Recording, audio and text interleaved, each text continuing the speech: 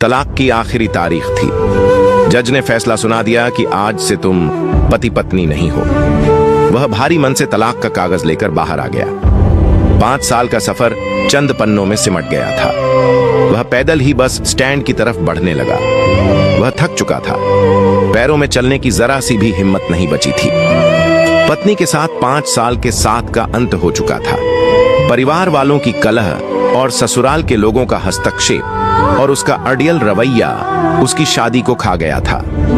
परिवार वाले और रिश्तेदार छोटी छोटी बातों को बड़ा बनाते गए और उसे पत्नी से सुलह का मौका ही नहीं दिया।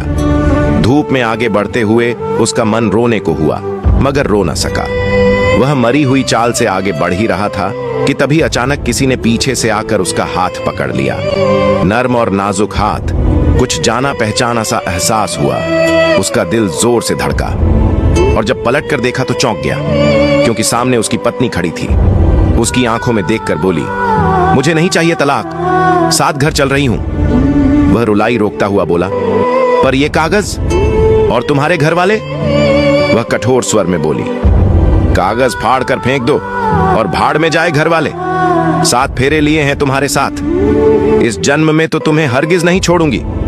कोर्ट से बाहर निकलकर ऐसा लगा कि मर गई हूं, मगर तुम्हारे पीछे दौड़ी तो हिम्मत आ गई। अब तुम्हारा हाथ पकड़ते ही प्राण वापस लौट आए हैं। वह कुछ बोल नहीं पाया, मगर पत्नी का हाथ कसकर पकड़ लिया। पत्नी के सही समय पर सही निर्णय लेने से जिंदगी की एक नई शुरुआत हो चुकी थी।